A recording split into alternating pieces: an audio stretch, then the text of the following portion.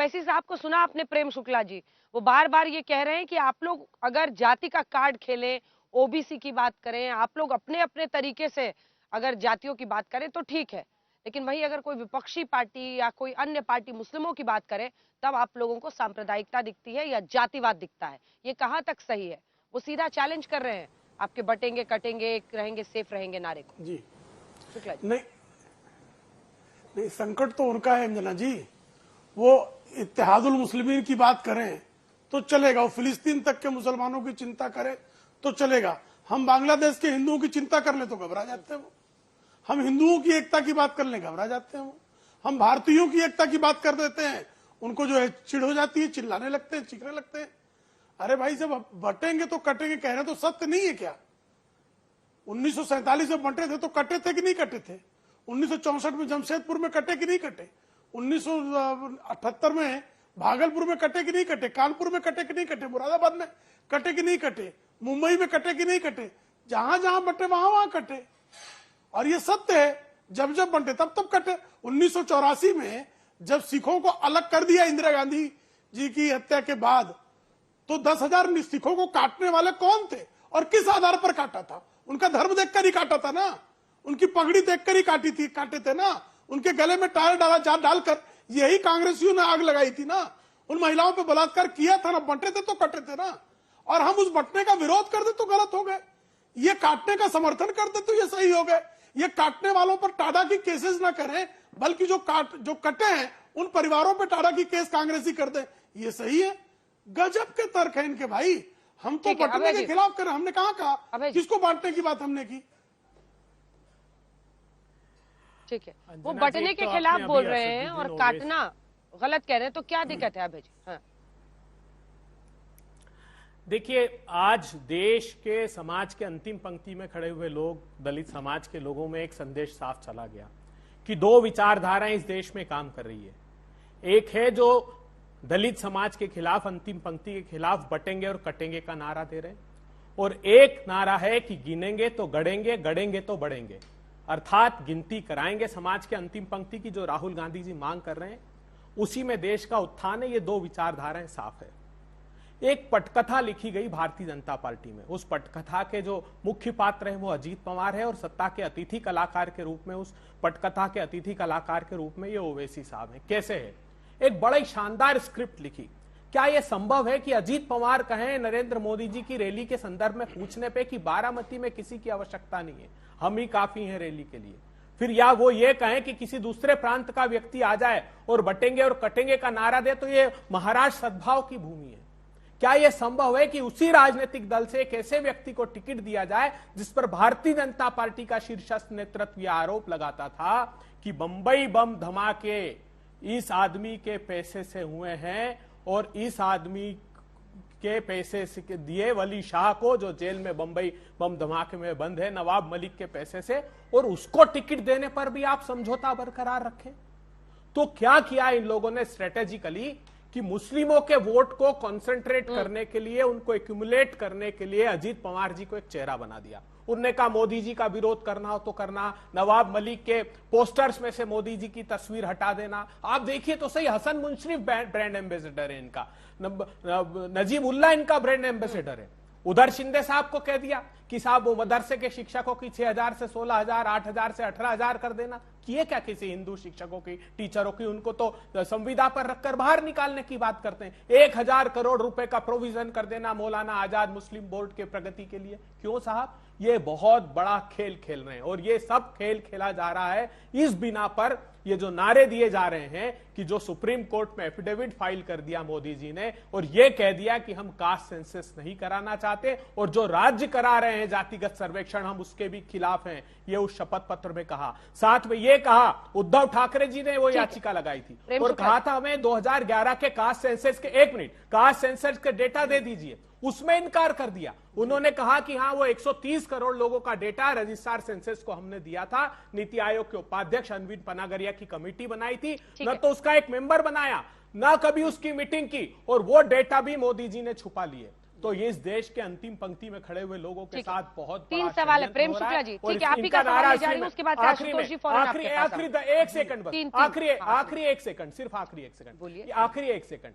इनका नारा है साथ रहेंगे तो सेफ रहेंगे। साथ कौन रहेगा? साथ रहेंगे प्रफुल्ल पटेल, जिस पर आरोप लगाते थे कि इकबाल मिर्ची का साथी और भ्रष्टाचारी है, हसन मुशर्रफ, भावना गवली, यशवंत जाधव, यामिनी जाधव, हेमंत बिस्वा शर्मा, जितने देश भर के भ्रष्टाचारी हैं, साथ रहेंगे तो मोदी जी ने कहा सेफ रहेंगे, चाहे वो 70,000 करोड़ का घोटाले का आरोप अजीत पवार जी पर लगाया हो। तो ये दोनों बुनियादी नारों का अंतर देश के लोगों समझ लीजिए। और आप गिनती करने के जो राहुल गांधी जी गैर राजनीतिक रूप से बात कर रहे हैं, भारतीय जनता पार्टी आज संकल्प ले ले, हम वो बात करना बंद कर देंगे। ठीक है, आपने भ्रष्टाचारी उन्हें कहा, भ्रष्टाचार का आरोपी नहीं कहा, यानी आप खुद मान रहे हैं कि वो सारे भ्रष्टाचारी थे और किन पार्टियों में वो पहले थे ये तो खैर सबको पता ही है। लेकिन जब वो बीजेपी में पहुंचे तो प्रेम शुक्ला जी आपने गले लगाया अजीत पवार, प्रेस कॉन्फ्रेंस लेकर कही जी, ठीक, आपने अजीत पवार को गले लगा लिया, सेकंड से क्या ये है ना? एक आध मिनट बोलिए तब भी शांत नहीं एक प्रेम शुक्ला जी, प्रेम शुक्ला जी, तीन सवाल है। अजीत पवार को आपने गले लगाया था, वही अजीत पवार आज कह रहे हैं कि ये नारा हमारा नहीं है, हमें ये नारा स्वीकार नहीं है। वही अजीत पवार आप नवाब मलिक को उतार रहे हैं चुनावी मैदान में। तो ये कॉन्ट्रडिक्शन, आप बार बार इनके कॉन्ट्रडिक्शन की, ये देखो ऐसे है, वो देखो वैसे है, आपके अंदर ही तो ऐसी स्थितियां हैं। और कल मैं नवनीत राणा जैसी आपकी नेता स्टार प्रचारक से बात कर रही थी, अजीत पवार का नाम आते ही वो मुस्कुराने लगी, किसी को समझ ही नहीं आ रहा है उधर अननेचुरल है या आपने भारी अननेचुरल कर लिया है इस तरफ। और अजीत पवार खुलकर कह रहे हैं कि ये नारा गलत है, वो नारा जो योगी आदित्यनाथ दे रहे हैं। बिल्कुल अननेचुरल नहीं है। मैंने जो प्रश्न पूछा उसका उत्तर देने की हिम्मत पवार के साथ नेचुरल श्रीमान अभय दुबे जुटा नहीं पाए। और हाँ, नेचुरल अलायंस, हमारे विचार को मानते हैं, विकास के विचार को मानते हैं, वो जिस विचार को नहीं मानते वो स्वीकारेंगे, हमें पूरा विश्वास है। और दूसरी बात, मुझे कृपा करके बताइए ना कि ये कांग्रेस का कौन सा कीचड़ का कुंड है जिस कुंड में सब कीचड़ से लेके निकलते हैं और भारतीय जनता पार्टी में उनको नहाना पड़ता है, ड्राई क्लीन होना पड़ता है। कीचड़ का कुंड है सोनिया गांधी जी जो है वो 420 की केस की जो बेल पर है, जो राहुल गांधी 420 केस में बेल पर है, और जो 420 की केस में बेल पर है वही आपका अपोजिशन लीडर है। आपका 420 की केस है भाई, फिर बीच में क्यों बोल रहे हैं भाई, ये बीच में क्यों बोल रहे हैं? मैं सुन रहा था ना इनको, अंजना जी, अरे तो 2000 इनको सुन रहा था ना, इनका धैर्य क्यों टूट जा रहा है? धैर्य मत तोड़िए, 420 है केस उनके ऊपर, सर 420 केस है कि नहीं है, बेल पर है कि नहीं लेना चाहिए तब बेल, कहना चाहिए तो झूठा केस है। अंजना जी ये क्या तरीका है? अंजना जी ये क्या तरीका है? अभय जी रुक जाइए, आपके बीच में वो नहीं बोले थे। अभय जी आपके बीच में वो नहीं बोले थे। अरे मैंने एक शब्द नहीं बोला ना। देखिए आज मैं भी तीसरी जगह पर हूँ, अब हम सारे अलग अलग जगहों पर आज फैले हुए हैं, तो थोड़ा आप लोग भी मेरे साथ कोऑपरेट कीजिए प्लीज। अभय जी हाथ उठाइए, मुझे आप लोग दिख रहे हैं, स्क्रीन लगा हुआ है यहाँ पे। हाँ बीच में नहीं, बीच में नहीं। अरे उन्होंने तो नवाब मलिक पर आपकी बात नहीं सुनी। अंजना जी इन्होंने कहा कि नवाब उसका उत्तर दे रहा हूँ, पांडव लिंक जोड़ रहे थे। नवाब उत्तर दे रहा हूँ, मैं उत्तर दे रहा हूँ, उसका उत्तर दे रहा हूँ। अंजना जी हम कोई कांग्रेसी थोड़े कि पत्थर फेंक के भाग जाएंगे, हम पत्थरबाज लोग नहीं है। देखिए नवाब मलिक के बारे में हमारा आज भी मानना है कि जब तक उनके आरोपों से वो मुक्त नहीं होते, वो दाऊद इब्राहिम गिरोह के व्यक्ति हमारी दृष्टि में है, इसलिए हम उनका उस सीट पर जो है हमारे सुरेश पाटिल कैंडिडेट हैं, महायुति के प्रत्याशी सुरेश पाटिल है, ना कि नवाब मलिक। बहुत स्पष्ट है ये। और नवाब मलिक से इतनी नफरत इनको आज हो गई, जब नवाब मलिक जो है उन पर आरोप लगाकर जेल में भेजा तो ये बेशर्मी से वो जेल में रहते हुए भी उनको मंत्री बना रखा था। कीचड़ का कुंड है कि नहीं कांग्रेस? अब तो स्वीकार लीजिए अभय जी कि आप कीचड़ के कुंड में ही जो है आकंठ डूबे हुए हैं। ये दशा आपकी है कि जिस व्यक्ति को आज आप दाऊद इब्राहिम का छोटा सा जवाब अभय जी, आप भी मान रहे हैं इस बात को, वो जब जेल में था तब आप, और मेरी बात और पूरी हो जाने दीजिए, मेरी बात पूरी हो जाने दीजिए अंजना जी। अंजना जी मेरी बात तो पूरी हो जाने दीजिए, पूरी हो जाने दीजिए, मेरी बात तो पूरी हो जाए। यस सर पूरी करें। हाँ, अब इन्होंने जो है यस इन्होंने कहा कि जातियों की जनगणना होने से ही अंतिम पायदान पर खड़े व्यक्ति का उत्थान होगा। बहुत अच्छी बात है। तो पंडित जवाहरलाल नेहरू जिन्होंने जाति जनगणना इस देश में बंद की, वो अंतिम पायदान पर खड़े व्यक्ति के पतन के जिम्मेदार हुए, तो माफी मांगी है।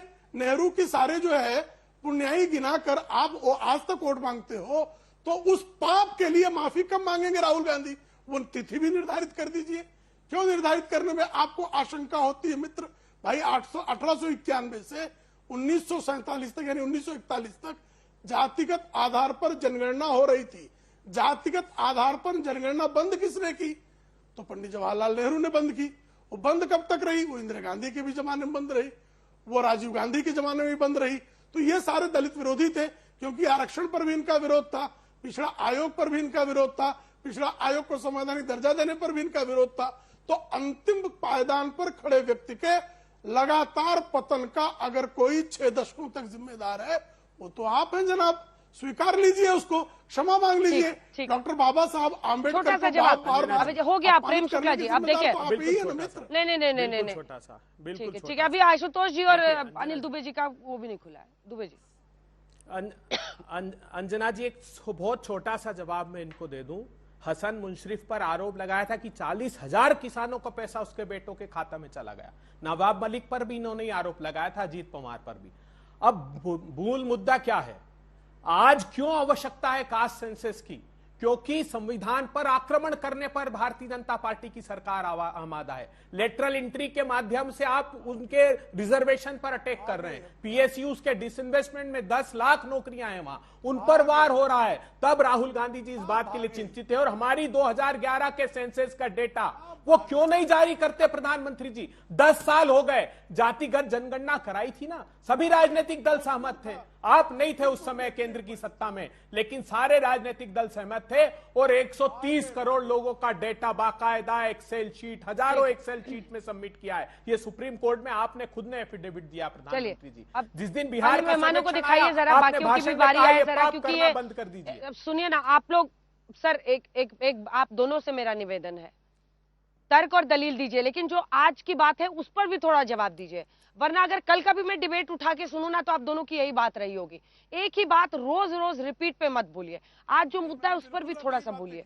वापस आते हुए मैं आप दोनों के पास आऊंगी। आशुतोष जी आपके पास आते हुए, आशुतोष जी अगर योगी आदित्यनाथ के वेशभूषा तक जाते हैं, अगर मल्लिकार्जुन खड़गे कहते हैं कि साधु संत का कपड़ा पहनकर वो ऐसी बोली बोल रहे हैं, क्या ये बोलना ठीक है? क्योंकि देखिए हर कोई अलग अलग मतलब उनका काम अलग हो सकता है। आप कोई और नौकरी कर सकते हैं, कोई कुछ और नौकरी कर सकता है, कोई साधु संत। और इससे पहले भी साधु संतों वाली बोली बोलने पर जब मठाधीश बोला था अखिलेश बाबू ने, तो बहुत सारे साधु संतों ने विरोध किया था। आशुतोष अंजना जी, एक आपत्ति है मेरी। पहले तो आप अखिलेश बाबू बोलना बंद करिए, क्योंकि वो हमारी पार्टी के राष्ट्रीय अध्यक्ष हैं। और मुझे लगता है कि बाबू बोल के ठीक है, अगर आपको बुरा लगा है कहीं निष्पक्षता नहीं कर रहे हैं। ठीक है, अगर ये अच्छी बात है तो आप योगी बाबू भी बोलिए, मैं आपकी बात को सम्मान करते हुए, मैंने योगी बाबू हजारों बार बोला है, लेकिन लेकिन क्या होता है कि अगर अपने नेता की बात होती है तो ज्यादा दर्द होता है। तो मैं इसको बदल देती हूँ। कई बार बोलने में ऐसा हम लोग बोलते हैं बिना सोचे हुए, आपको ध्यान रहता है तो हम बोल देते हैं अखिलेश यादव। बोलिए। जी हाँ, बहुत अच्छा है। अखिलेश यादव जी बहुत अच्छा वर्ड है और बहुत अच्छा नाम है। देखिए बात यह है कि कपड़ों से, ये बात बिल्कुल सही है, कपड़ों पहनने से अगर कोई संत हो जाए तो उसके साथ उसके बाद उसकी वाणी, उसके शब्द, उसके विचार भी उस तरीके से होनी चाहिए। लेकिन क्या आपको लग रहा है कि योगी आदित्यनाथ ने जो वो काम कर रहे हैं, जो भाषा ले रहे हैं, क्या वो संत की भाषा है या वो मुख्यमंत्री की भाषा है? एक मुख्यमंत्री जब बनता है तो इस पूरे प्रदेश के बारे में सोचता है, प्रदेश की जो हमारे उत्तर प्रदेश की 30 करोड़ जनता है उसके बारे में सोचेगा। लेकिन यहाँ की स्थिति क्या है? कटेंगे और बटेंगे जैसे नारे दिए जा रहे हैं, जो एक तरीके से सबसे निगेटिव नारा रहा है आज तक की राजनीति का। यहाँ पे एक मुख्यमंत्री 80 और 20 की बात करता है, यहाँ पे एक मुख्यमंत्री अब्बा जान की बात करता है। मुझे लगता है कि भारतीय जनता पार्टी ने या तो अपने वहां ट्रेनिंग देना छोड़ दी है या राजनीति बनानी छोड़ दी है। जिस प्रकार से वो भाषा व्यक्त हैं, वो कहीं से संत की भाषा नहीं है, कहीं से एक सार्वजनिक पद पर बैठे हुए एक सम्मानीय पद की भाषा नहीं हो सकती। मुझे लगता है इस पर ध्यान देना चाहिए। और बार बार जो शब्द बोलते हैं बटेंगे न कटेंगे, वो हमको लगता है कि वो हमको बता रहे हैं। और हमारा विजन बहुत साफ है, पीडीए न बटेगा और न कटेगा। क्योंकि जब हम बटे थे तभी ये 13 पॉइंट रोस्टर जैसी नियमावली लेके आए थे। जब हम बटे थे तभी ये लैटरल एंट्री जैसी कॉन्सेप्ट लेके आए थे। जब हम बटे थे तभी 69,000 भर्तियों के आरक्षण में खिलवाड़ हुआ। जब हम बटे हैं तभी नॉट फाउंड सुटेबल जैसी कैटेगरी लेके आए, और बटे हैं तभी 2 साल में, पिछले 2 साल में 1,56,000 लोगों के घर बुलडोज किए गए हैं, जिसकी सुप्रीम कोर्ट ने निंदा और जिसपे फटकार लगाई। हम बटे हैं तभी अल्ताफ, सत्येंद्र कुमार, अमन गौतम और मट्टू बिंद जैसे लोगों की कस्टोडियल डेथ हो रही है। अब तो संदेश हमको साफ साफ मिला है कि ना हम बटेंगे ना कटेंगे, और जोड़ेंगे और आगे भी बढ़ेंगे। मुझे लगता है कि इस पे ध्यान रखना चाहिए। उत्तर प्रदेश की जनता ने कभी भी भारतीय जनता पार्टी की नकारात्मक और सांप्रदायिक ताकतों को साथ नहीं दिया है। जिस प्रकार से 2024 में हमने इनको खदेड़ के बाहर किया है, उसी प्रकार से 2027 में और आगे आने उपचुनाव में भी इनको इस नारे का पूरा जवाब उत्तर प्रदेश की प्यारी जनता देगी। ठीक है अनिल जी, जो मजबूरी अजित पवार की है वैसी ही मजबूरी आपकी उत्तर प्रदेश में है। 9 सीटों पर उपचुनाव में 1 सीट पर आप लोग भी लड़ रहे हैं। उनको भी मुस्लिम वोट चाहिए जो कि पारंपरिक रूप से उनके साथ रहे हैं कई सीटों पर।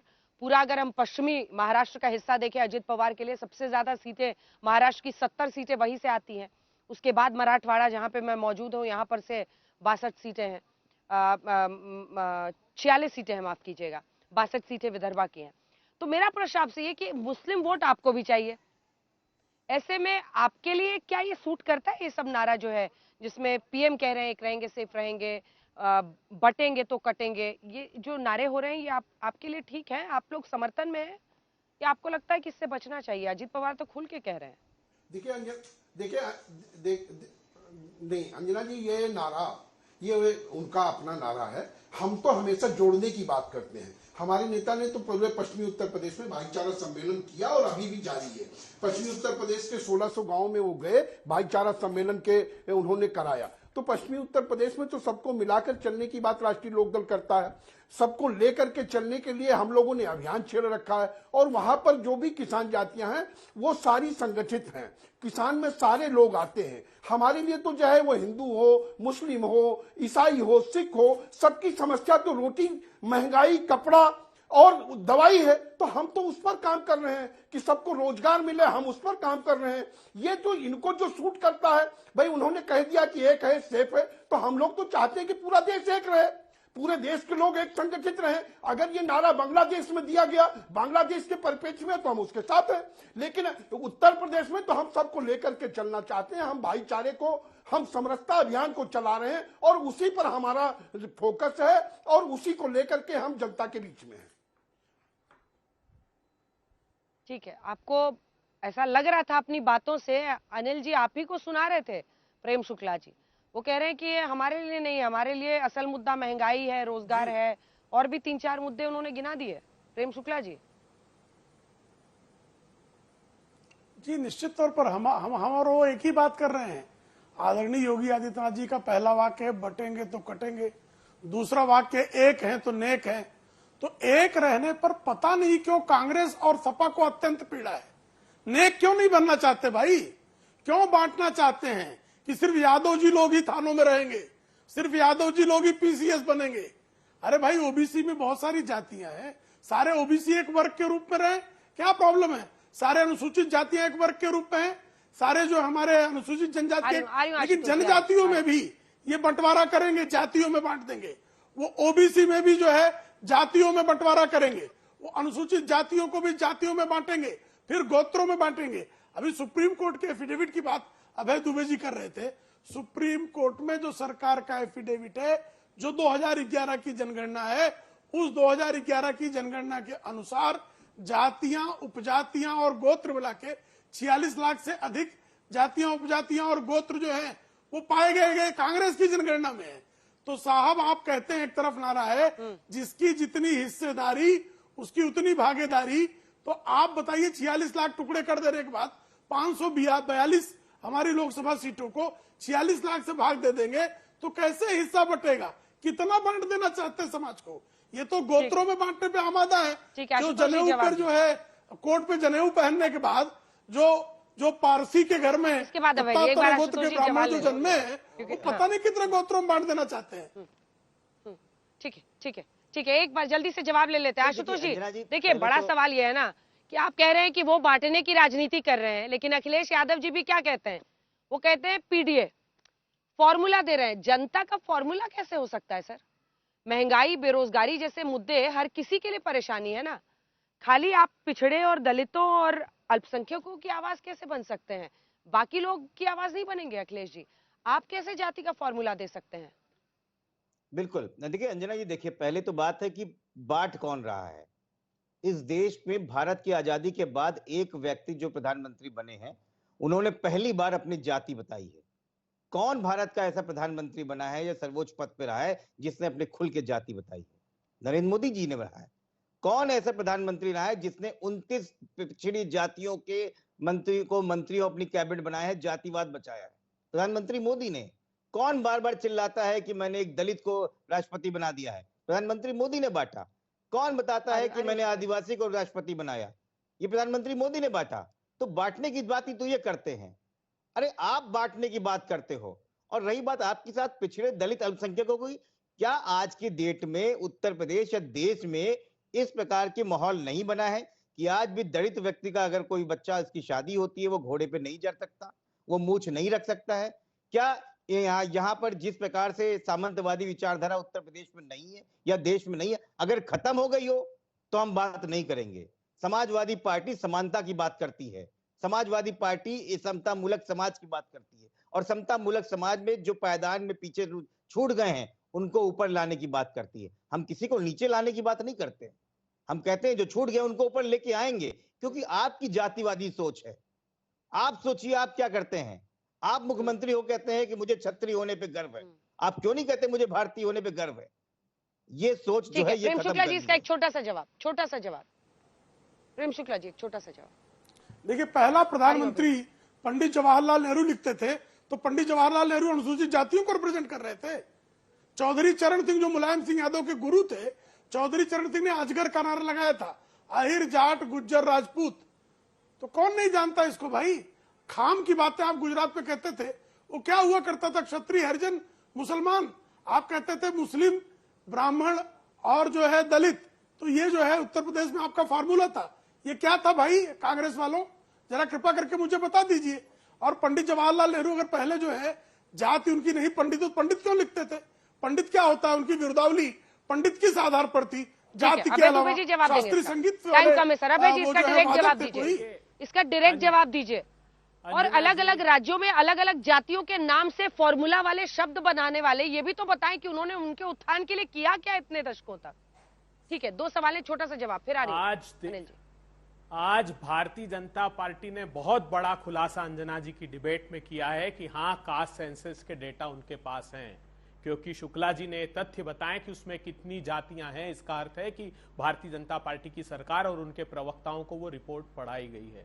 प्रधानमंत्री जी सत्ता की भूख मिटाने के लिए एनसीपी को काट दिया और बांट दिया महाराष्ट्र में। सत्ता की भूख मिटाने के लिए शिवसेना को काट दिया और बांट दिया शिवसेना को। कांग्रेस पार्टी को मध्य प्रदेश में काट दिया और बांट दिया सत्ता की भूख मिटाने के लिए। किसानों ने जो वोट दिए थे आपको प्रधानमंत्री जी, किसानों को जीप से रोककर काट दिया और बांट दिया आपने। जो पहलवान बेटियां अब न्याय मांगने के लिए आई थी दिल्ली के दरवाजे की इजाजत देता, मैं जवाब अब नहीं ले पाऊंगी किसी से। आप सभी का बहुत धन्यवाद हमारे साथ जुड़ने के लिए।